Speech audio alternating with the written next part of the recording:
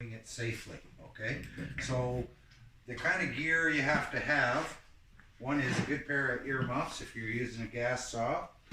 A lot of the little gas saws like these and stuff, they're not near as loud as they used to be. There's tools out there that are a whole lot louder than they are. And I'll get to the sound here in a while. So you want yourself a good pair of chaps, okay? Whatever brand they are. They got Kevlar inside and ballistic nylon or whatever on them, and they'll pretty well stop a chain dead. You might still get a cut, but I mean, I've got one pair that I drug a saw across once that was chain brake on, was just idling or whatever, and it sliced them open. But I never got cut. So it's a good thing to have a pair of chaps. You should have steel-toed footwear, whether they're even running shoes or boots. Okay, I wear boots pretty well 24/7, all year round. And you should have a pair of steel-toed boots, pair of chaps, pair of cutting pants or chaps, good hearing protection, and some good eye protection. Okay, you should also have some fairly good gloves. As you can see, these ones are well worn out.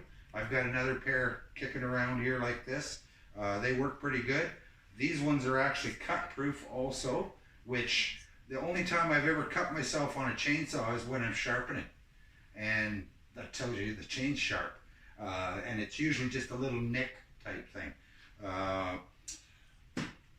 Anti-vibration gloves. These don't look like anti-vibration gloves, but anti-vibration gloves are deceiving because some of them that have big thick anti-vibration actually are harder on your hands, and they don't really minimize the vibration, but they're harder on your hands than some that have just got even thin slide insulation. Vibration is a funny thing. That was my specialty when I worked in that field, electromechanical technician, and I have found sometimes that the non-anti-vibration gloves with a little bit of insulation or padding or urethane coatings on them and stuff like that, a little thicker material, absorb more vibration than the actual anti-vibration gloves do. And still, the steels that they have now and a lot of the ones on the market that are out there, they'll last me maybe a month, and I'm wearing them every day. And I don't take them off to do carpentry work and stuff like that, so these get well worn. But I'll be lucky if they last a month, and that's still not bad for the amount of wear on them. But I find sometimes that some of these cheaper gloves even work better than the more expensive ones. And I've been experimenting with different gloves for a few years. So another thing that a lot of people like is a shield like this with the muffs on it, because when you're carving, if you're using some tools like this Mampa tool cutter, okay, or the great big power gouge they call it, that goes on a chainsaw that's similar to that, the chips are flying and they're hitting you even with the chainsaw. If you're working with hardwoods, the chips will hit your face and stuff. And I've had times where I've actually reached up like this, checking to see if there was any blood left just from the sawdust, right? I'm not talking chips, big chips of wood, just little pieces.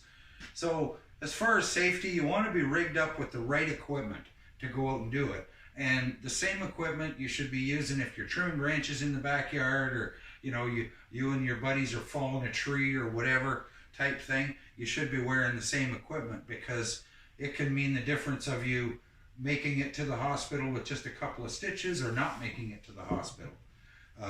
They're fast removal of wood. Okay, so I gotta get you guys to kind of watch the time and everything too.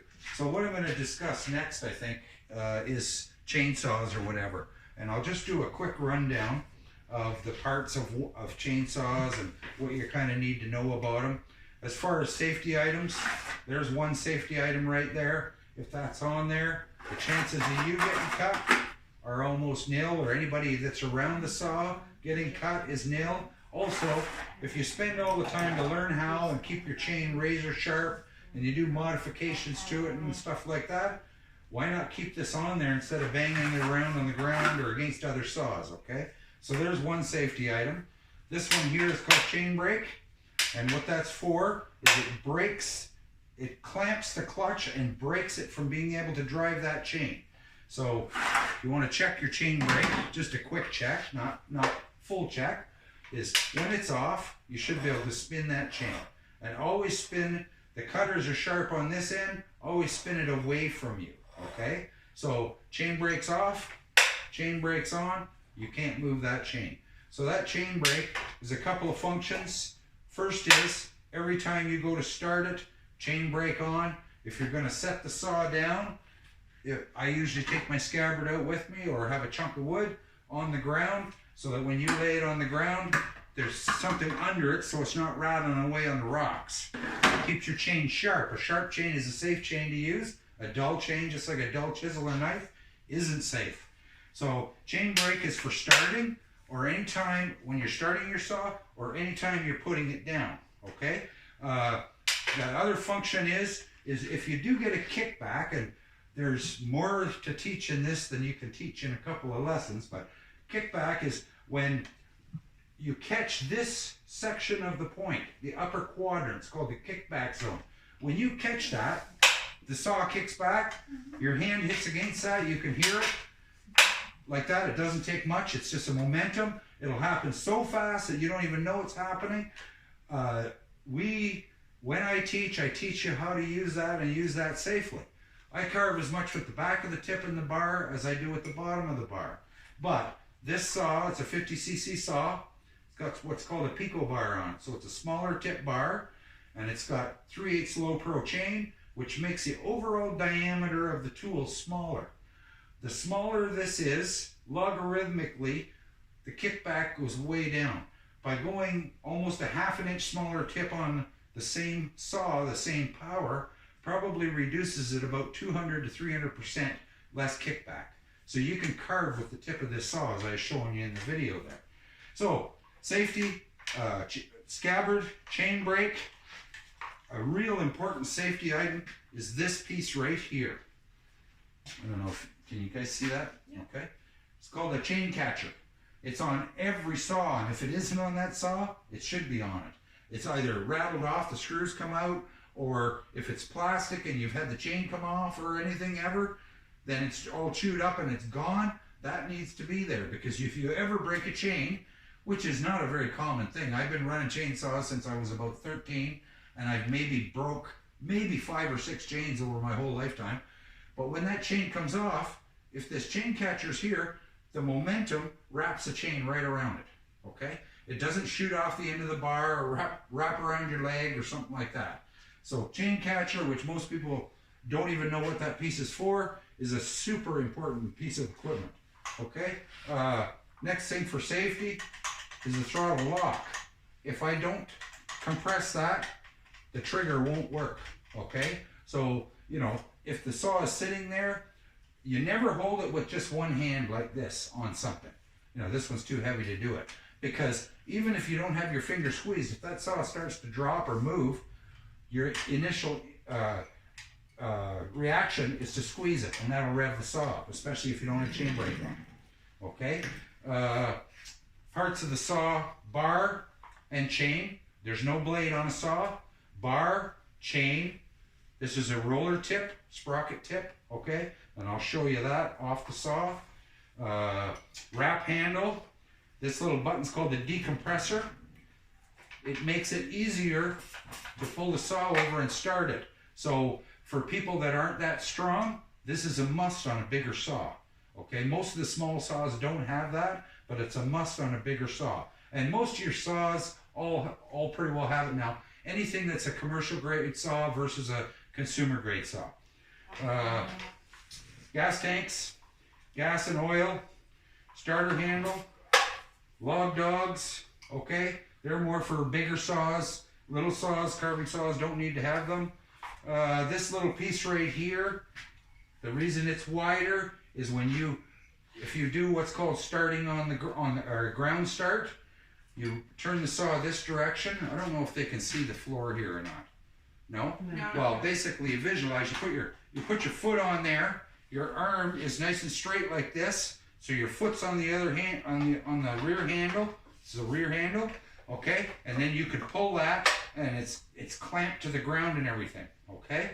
I'm not going to show starting a saw or anything like that. Almost all the saws that I have, I start with what's called the leg clamp.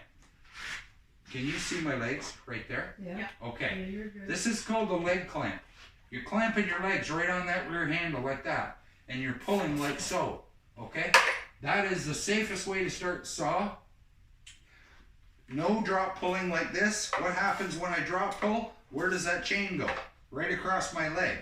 If I was to start the saw without the chain brake on and it winds right out at half throttle, where's it going? Right across my leg. Okay, so you're not in control of it. This way, that saw is straight out in front of you, and as long as there's no obstructions around you, you can pull it and you can start it safely. You can even, you know, if you want, you can let it release it like that and let it wind out a little bit, but you're in control. If you don't wanna, when it starts, it's gonna be on high idle. I'll show you what it looks like. You just touch this, whoop, lock, touch this, and it kicks off a high idle.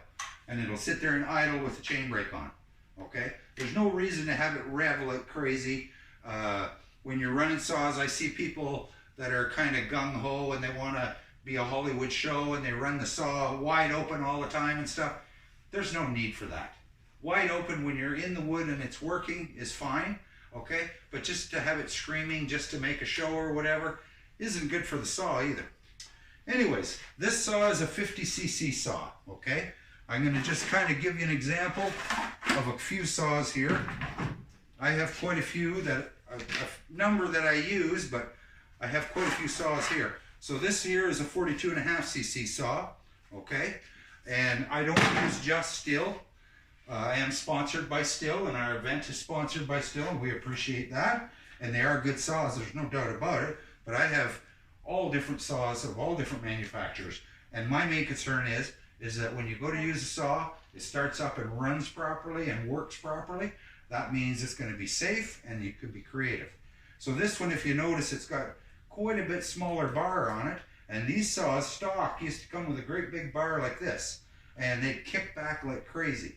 So again, sprocket tip, chain, bar. This has a smaller chain yet, and it's thinner. So the smaller the chain and the smaller the kerf that it has to, the amount of wood that it has to remove, the faster it cuts through it and the less work it is for the saw. So it's almost like you put an extra couple, cc's in the saw, made it a bigger, more power, which makes it actually faster, and more power makes that chain cut instead of kick back. Okay, same thing, chain brake. There's your chain catcher, okay? This has no decompressor. A lot of the smaller mid-range saws don't have them. This one's not too bad to start, okay?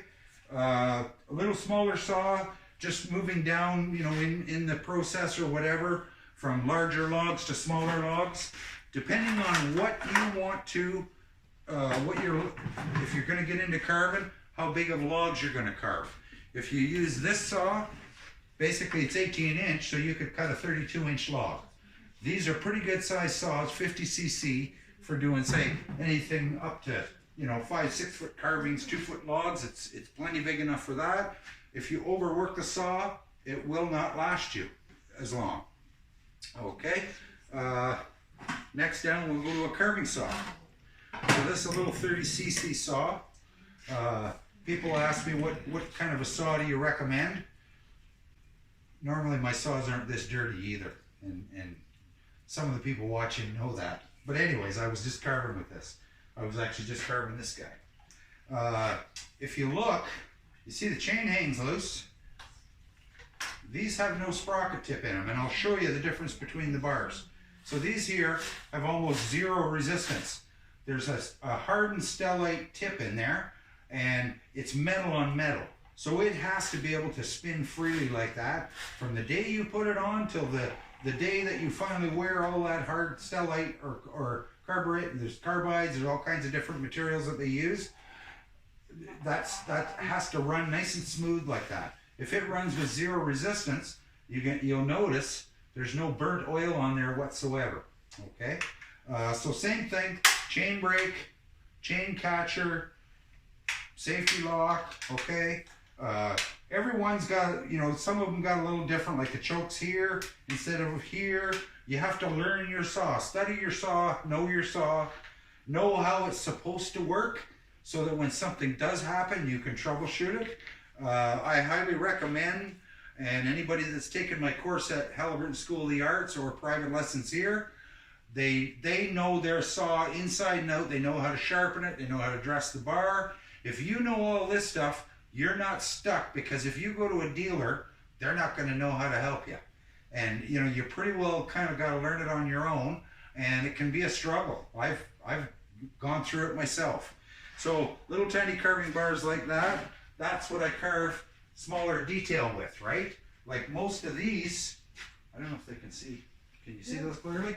This is all chainsaw with the exception of a little bit on the head and a little bit on the feet and legs. The whole thing is all chainsaw, and then it's just burnt flat sanded. This is all chainsaw from there down. All these feathers and everything. That's not very solid there. I know. So, you know, like it just blows me away of how much detail you can achieve and how much there is still to go. It's a long path. So we talked about noise. This little 30cc saw is pretty quiet. The Red Maxes that I use are even quieter yet, but this one's even quieter yet.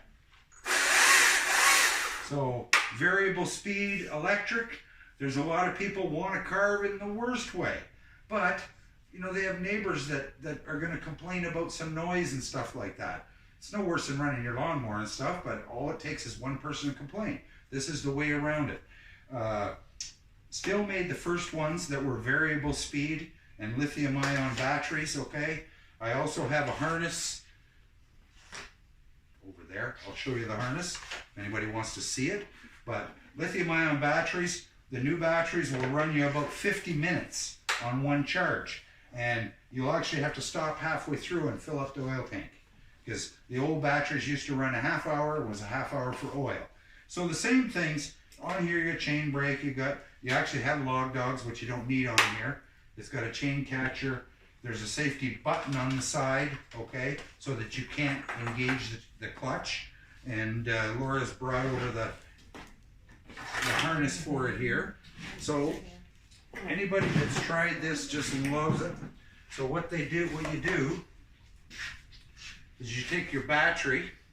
I don't know if I can put this in without it on. I've never done that before. Well, that's a good idea. So the battery plugs into there, okay? And then this plugs into your saw. And this is just like a blank battery box, right? So there's no weight there at all. So you've got about 3 pounds hanging off your side. They do have another one if you want to balance it. But now the saw only weighs like 3 to 4 pounds. So it's super light.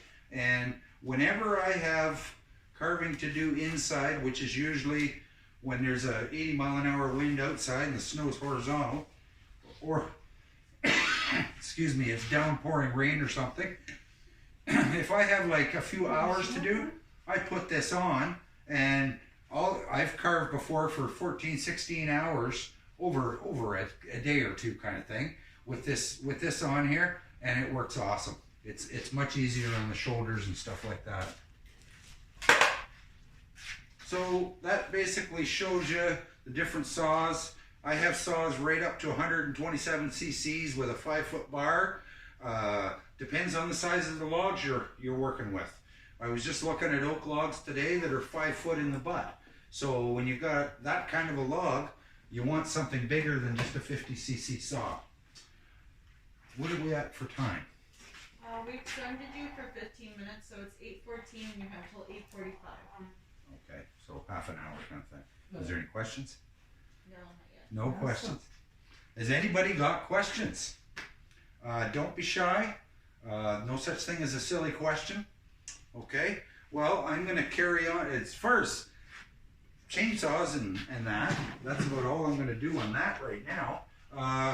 One thing I like to discuss, I like to be environmentally sound if possible and run things efficiently and not have to work on my saws all the time. So one thing that I picked up a few years ago was aspen fuel. I carve in Germany just about every year. I would have been there last year and carved in 2 events. Germany 2008 was my first experience with aspen fuel. It's an alkalite fuel that has almost 0 emissions. The Aspen 2 is a 2-stroke oil, so it comes pre-mixed, and it's a biodegradable mix oil also. Okay.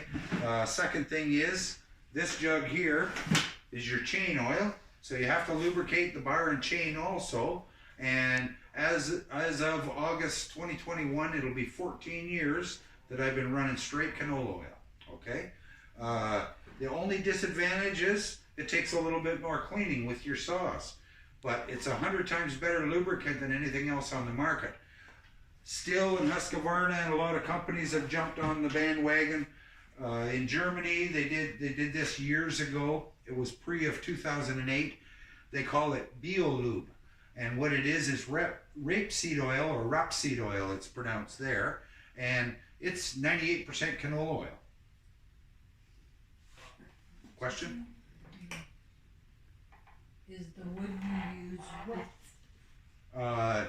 Is it wet or is it green? Okay, I think you mean green more than anything. I use any wood. It doesn't really matter if it's wet or dry. If you're talking anything bigger than about a 2-inch stick, okay, as soon as you cut into that wood, even if it's say 10-inch, as soon as you cut into that wood, when you get to the heart of that wood, it's as green, as wet, whatever you want to call it, as it was the day it was growing. They never really dry out inside. They will rot before they get dry. Okay? What? You put the plastic bag over them to get the moisture out. Well, that's kind of a different question. What Laura is saying here is this is just a clear one, but I use garbage bags, I use plastic, I also use white vinyl, which there's none around here at all. Right there. Yeah, but they can't see that. While I'm carving, in the process, what makes carvings crack is stress. It's like anything in nature, if you stress it too much, it's going to break. If you take all this bark and all this wood off and you expose all this wood to the environment, especially if it's a really dry environment, if it dries too fast, it'll crack like crazy. They are wood, they all will crack. Very rarely do you have a carving that has no cracks in it. I mean, it'd be years of drying, right?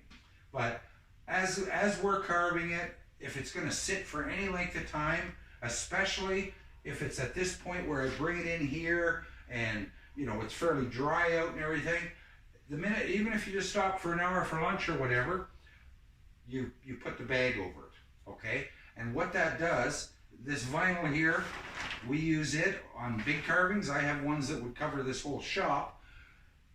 This is all recycled from the shrink wrap off vinyl boats. So anybody that's looking for this stuff, be prepared, you might end up with miles of it, not just a few square feet. Any marina in the spring and in the fall throw tons and tons and tons of this stuff in the garbage dump. And there's absolutely nothing wrong with reusing it, okay? It saves it going out in the garbage dump, and I've found a million different uses for it. But if you need big pieces, they have them, because they take all these huge cabin cruisers and unwrap them in the spring, and all that vinyl, and it's shrink wrap too, so even if you wanted to shrink it, you just take a torch to it, you can wrap your carving with it. So the trick to, as far as seasoning them, like green logs, doesn't matter whether they're green or they're dry, or what they call dry because the bark's falling off and whatever. My only rule is you don't really need to take a good growing tree down to carve. There's a million trees that are dying and falling down and get knocked down in storms and stuff like that just get disposed of. Either they're left to rot or they get turned into bark mulch or mulch or whatever. So there's no shortage of wood around. If you know an arborist in your area or the county guys or whatever, there's always logs around, okay? So I think that answered the question about a green or a dry log or whatever. As far as storing logs, like if you have a source for logs, most of the time I like to get the bark off. If you get the bark off, you are going to get splits in it. You can paint the ends of the logs, that slows the drying down. I just try not to leave logs. One is leave them too long with bark on them and leave them laying on the ground, unless you want spalting in it, okay? But then you're gambling with the amount of time it's got to sit there to actually spalt it. If you leave it sit too long with the bark on, like oak, the sapwood will all turn into pulp.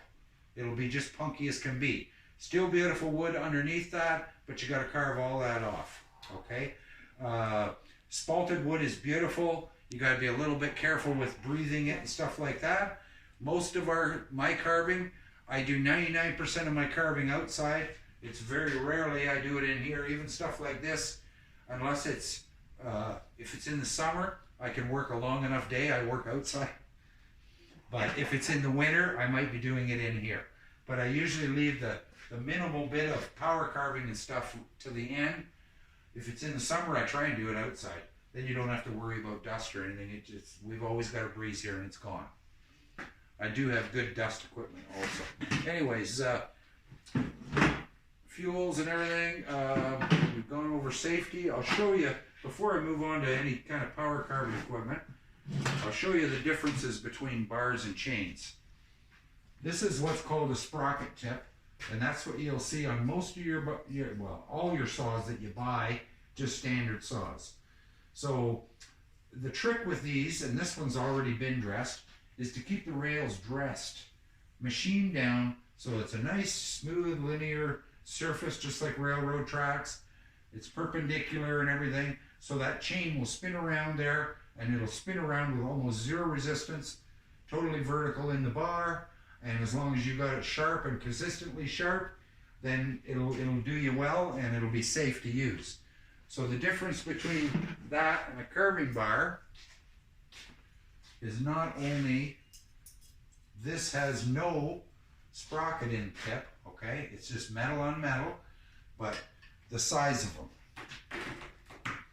The first carving bars that come out were about that diameter, and now we've got down to these R8s or R9s radius, like you're talking in the millimeters.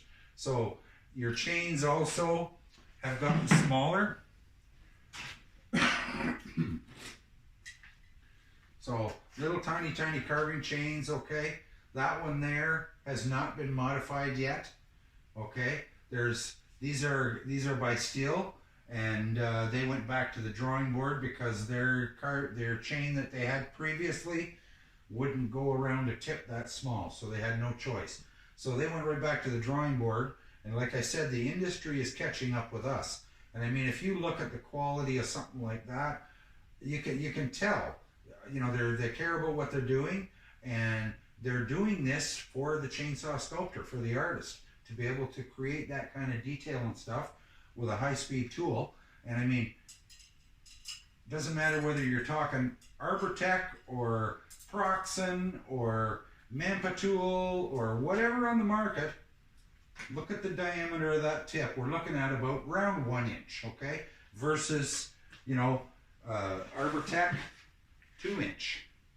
Mampa tool, they have 2 inch also, but there's 3 inch and 4 inch. So if you're looking at the achievement of detail, the smaller the tool, the safer it is, and the more detail you can get.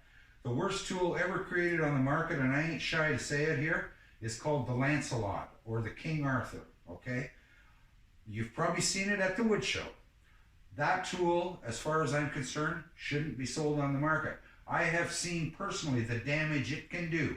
If you think a chainsaw is horrendous, wait till you see the damage from one of them. That's this big around. So I was talking about the proportion of kickback is determined by the diameter of the tool. It's also determined by the amount of power the tool has and the speed at which the tool is cutting at, okay? A round disc like that is all kickback zone. There isn't just a little tiny kickback zone back up here. The whole tool is kickback zone. It's a 4 to 4.5 inch cutter. I mean, 3-foot bars on my saws don't have a big tip like that, and they're 92 cc's. So just put the math together and you'll figure out which is going to kick back and hurt you and which is not. Okay, so that's carving bars. You can really do a lot of nice detail with them now. I'm going to get into some power carving. So the Mampa tools, I started selling these out of, they come out of South Korea. They are very well built tools. As far as the quality, if you guys go on my YouTube channel, there's like 17 videos of my assessment of the mechanical tool, part of the tool and its quality and everything else, and you know, instructions on how to put them together and everything. And they're pretty innovative. They're coming out with all kinds of new tools. You got a question? Question? Yeah. What about a stump that has been just cut off and left in the ground? What about it? If you're gonna carve it, like I tell all my clients, I'm totally honest with everybody, is it will eventually rot off. Okay? If it's in the ground, is the same as a log standing on the ground, it'll absorb moisture continually. It's like a sponge. If I was to take one of these logs and stand it right here on my shop cement floor, and I move it an hour later, there's going to be a wet spot there. It's either the log losing moisture or it drawing moisture up through the floor, okay? They're dead, but they're still active. They still absorb moisture and lose moisture. That's why sometimes a carving will go 3 years with no crack, and then all of a sudden the humidity drops like crazy, or you move it in by your wood stove and the thing cracks. So doing a stump on the ground, I used to do, when I started out back in about 2006 doing on-site carvings, I carved quite a few, but all of them were all on the ground. And this is a learning process because nobody's really studied this before or put it into a book or anything like that. If it's on the ground, it's only going to last so many years before it starts to rot off. But you can still do the carving. Don't start carving right at the ground. Start carving part way up. And when it does start to rot off, you got to keep an eye on it. Then you cut it off. You put pressure treat spacer blocks under it according to the size of the trunk or whatever. They could be 1/2 inch or they could be 1 inch or whatever. But you then now stand that either on gravel or cement or a stone or something and create that airspace underneath. Never put it down in a hole where if it rains too much, the bottom of the carving is submerged in water. So carving a stump on the ground is fine. What you got to watch for when their stumps are cut off, a lot of times if they're cut off just above the ground, is because there might be barbed wire fence in there.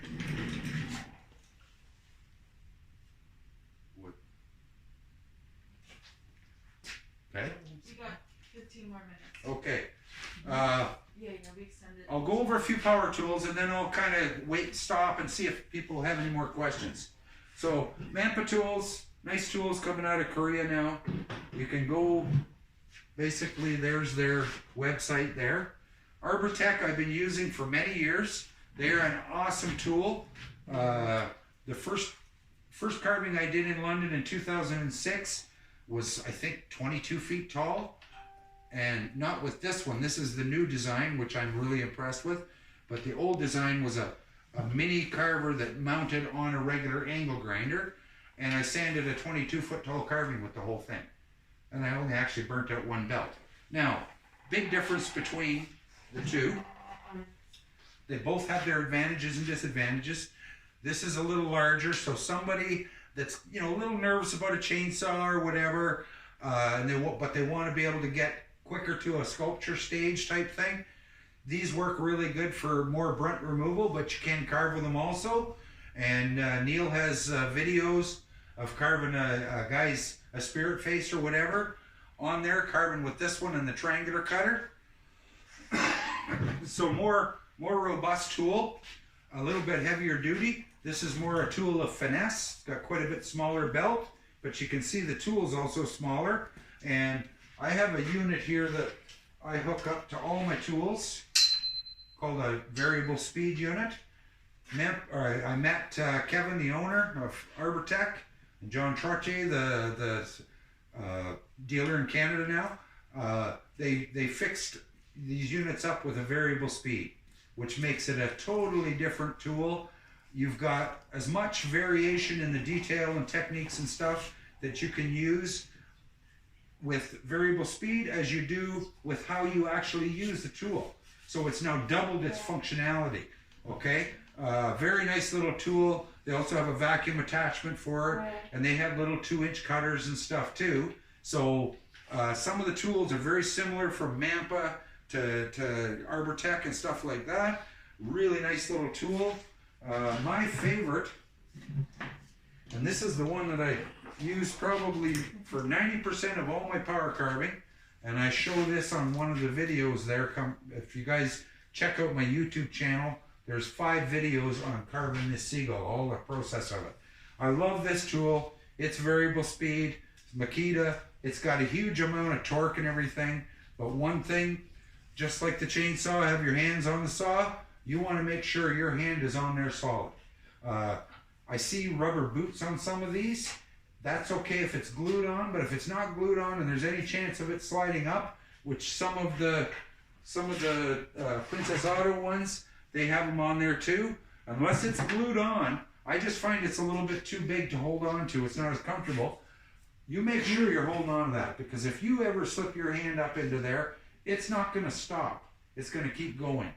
And one of the most unsafe things, and I've seen this accident happen, is people wear hoodies, okay? First off, a hoodie does not work well for us, because if that hood is back there, by the time that saw runs 2% of the gas out of the gas tank, that hoodie's full of sawdust. And you go like this and you flip it over and it all goes down your neck. And there is no way of getting that hoodie off without that sawdust all going down your shirt, down into your underwear half the time. So anyways, the most dangerous thing is the strings hanging down. You never want to have loose dangling clothing. Just to explain why, I had a friend, had his girlfriend here carving at one of our events, Carverpalooza. And she was carving with no, actually I think it was an MS-150, a little bit smaller saw. And she come in and come to my brother and went like this, and she goes, something's wrong with the saw. She's German, so she's got a bit of an accent. And so he took the side cover off. She took another saw and went out carving. He took the side cover off, and what he found was a string out of her hoodie wrapped around the starter inside this cover. And it had totally jammed the saw up. So that string got pulled out of her hoodie without her even knowing. That's how fast it happened. You picture the tool grabbing a hold of your string and the saw coming up towards you if it jammed at the other end, if there was a big knot. Or a die grinder doing the same thing. If you had strings on here and that string just touched that in a split second before you would even know it, it's going to be up here. And I've had it happen carving like this with a little string off a gauntlet. And it was a die grinder almost like this, not quite as powerful, and it twisted it right around before I finally got my hand up and hit it. Okay? A lot of people go, well, why don't you use a paddle switch? Well, the thing is, you're going to have problems with that hand holding that paddle switch forever. The trick is to be safe before the accident happens, not after. Because after, it's too late sometimes. So, Neil Phelps wants to join you. What's that? Neil Yeah. wants to join you. I'll add him in. Okay. Does he want to say something? He didn't write anything in the chat. Hey, Neil, are you there? Robin, Yeah. can you hear? Yeah, I can hear you. Okay. You know, Robin, I just wanted to show folks a small sculpture that I roughed out with the chainsaw. And the reason being that I think even for the chisel carvers out there, I think they can find the chainsaw very useful. We can't see you, Neil. Is your camera shut off? And I noticed that. Just a second. Let me, Okay. Yeah, I agree with you 100%, Neil. The chainsaw can just be a stepping stone too. You know, like some people will like a Mampa or a Arbortech or something like that. It's the same difference using a chainsaw, But the chainsaw, if you go with one of these smaller carving bars, is a way smaller diameter than the Mampa or the Arbortech even. You get- Yeah, and the reach is very good. And once you get the feel for that tip, you can get a tremendous amount of I'm sorry, for some reason my camera's not working here, but this figure is only 6 inches tall, and it was worth it for me to rough it up with the chainsaw. You can get really close, and then the chisel work that's left is very pleasant. There's not a whole lot, and you can get into the real finesse stuff very quickly. Well, I wish we could see your carving. Just another example, kind of like that, Neil, is I did a dog memorial carving in London, and there was a bust of a dog and another dog in relief on the top, and then 2 faces of previous dogs they had. But it's kind of like a stairway to heaven all the way up, right? All with these little steps. And I carved 2 little retrievers, no word of a lie, they were no bigger than a pair of glasses. And I did 90% of that just with the chainsaw. Just taking your time. And I mean, there's Carvers, there's Scott Dow and guys like that online. If you guys go to these chainsaw carving pages on Facebook and stuff, that do minute, tiny little detail with it and everything. So, I mean, the limit of the carving saw, I don't think we've discovered it yet of what it can do. Like I say, to me, it's one of the fastest growing art forms there is. Neil is a good friend, and we're both sponsored by Steel. And we go to Germany every year and go to our friend Mario Hennig's event in Eibau, Germany. And 2020, we were actually scheduled. Team Canada would have been Neil, myself, Alicia Charlton, and a Brazilian, Rafael Mafano from Brazil. And we were all going to be carving in Eibau, Germany, and then we're going to take part in the Husky Cup. Doesn't look like it's going to happen again this year, but hopefully next year. Same with our event. So if people are interested, there's our event there. You can check it out. And I think, have I got links on there for everything? Not really, eh? No, I did put in the website address for Manhood Tools. Okay. Well, I'll post. I don't know how I'm going to post it though. I can put it in the final video when we edit it and stuff. It's There's too no- small to read. Yeah. Yeah, from there it is. Oh, we see Neil now. Yeah. Oh, you see him now? Yeah. You get him to show the carving now. I got my camera to work. Let's have a So look. anyway, Robin, here's the carving. Oh yeah. Had it right on. Yeah, so you can see it. It's a pretty small figure, Yeah. but it was possible. You know, you can get really close with the saw, and by that time, there's not the chisel work is very pleasant at that point. A lot less labor. And time. Yeah. One thing, a lot of the carvers on these forums and stuff heard the name Fred Zavadil. He's like a super good carver. Lives just down in Windsor from here. He's been to our event twice, and I have tried to talk him into coming and carving at our event, because I took a course sculpting the human head out of clay many years ago with Fred, and something has always stuck in my mind. Is he said, he made a remark while we were sculpting clay there, and he says, I really like clay because it's so much faster than wood carving. And if you want fast, Fred, come and join us with a carving saw. Question? Steve wants to know if you use saber tooth. If I use saber tooth, Steve. There's saber tooth there. Okay. I was actually the Canadian representative. I can still order them, but I just don't do a lot of. I don't really like the sales, to be honest. That's a saber tooth there also. Okay. And I got one more power carving tool that I've had for years that I will show you guys here. I just got to make a little room so I don't dump anything.